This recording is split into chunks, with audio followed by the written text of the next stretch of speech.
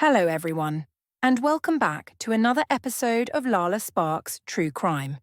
Today, we are delving into the heartbreaking and mysterious case of Lindsay Jo Rimer. Before we begin, remember to like, share, and subscribe for more gripping true crime stories.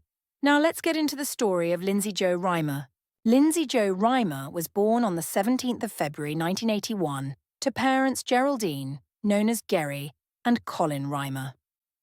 The Rimer family lived in Hebden Bridge, a town in West Yorkshire, UK. Lindsay had an older brother Daniel, an older sister Kate, and a younger sister Juliet. Described by her mother as a well-behaved, conscientious, and happy kid, Lindsay was organised and efficient, earning her the nickname Saffy, after the character in the British sitcom Absolutely Fabulous. Lindsay was a diligent student in Year 9 at Calder High School and had aspirations of attending university. Recently, she had started a part-time job delivering newspapers for Forbury's newsagents. Her interest in fashion was growing, and she was saving money from her job to indulge in this passion. Despite her promising future, Lindsay's home life had its challenges. The family once ran a pub in Rotherham that went bust, leading to financial strain and her parents' temporary separation. During this period, Lindsay, her brother Daniel, and their father Colin lived in caravans at Lower Roughhead Farm, while her mother and sisters stayed elsewhere. Eventually, her parents reconciled, and the family was reunited by the time Lindsay went missing. On the evening of November 7th, 1994, Lindsay was at home with her father Colin. At around 10 p.m, she left to buy a packet of cornflakes from the local Spar supermarket. Lindsay stopped by the Trades Club, where her mother was having a drink with a friend.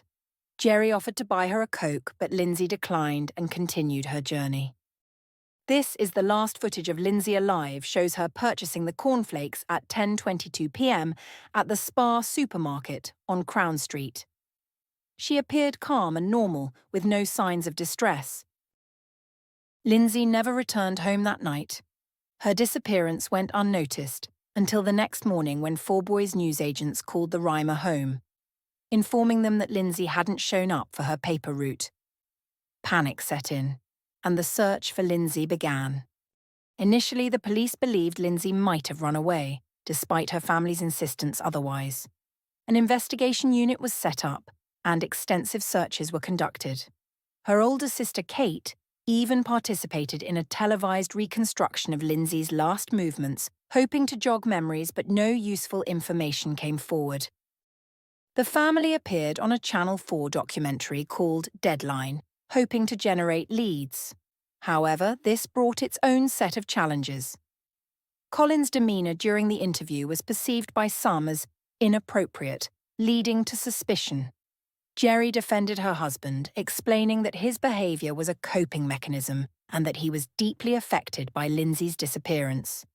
On April 12, 1995, 5 months after Lindsay went missing, canal workers found her body in Rawdon Mill Lock 12 of the Rochdale Canal, approximately 1 mile from Hebden Bridge. Her body was weighed down with a 20-lath-B concrete boulder, indicating foul play. A post-mortem examination revealed that Lindsay had died from strangulation. The investigation now focused on finding her killer. Detectives believed Lindsay was murdered the night she disappeared. The proximity of the canal to her home suggested that she was likely picked up by someone she knew. Over the years, police interviewed thousands of people, examined numerous vehicles, and even isolated a DNA profile believed to be that of Lindsay's killer. Despite these efforts, no arrests have been made, and the case remains unsolved.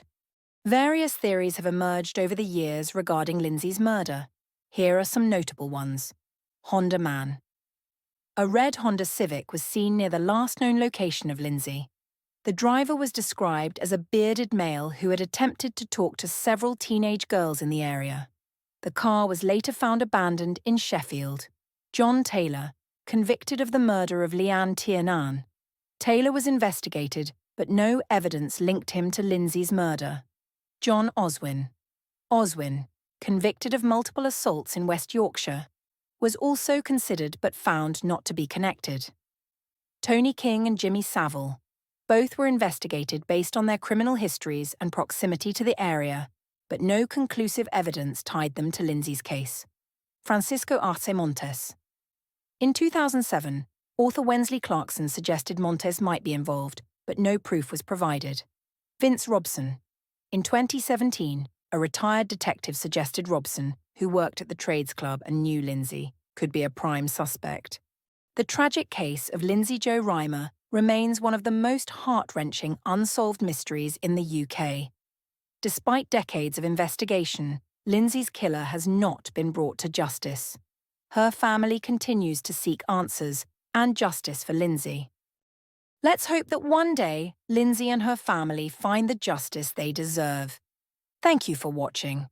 Please remember to like, share, and subscribe for more true crime stories. Stay safe, and we'll see you in the next episode.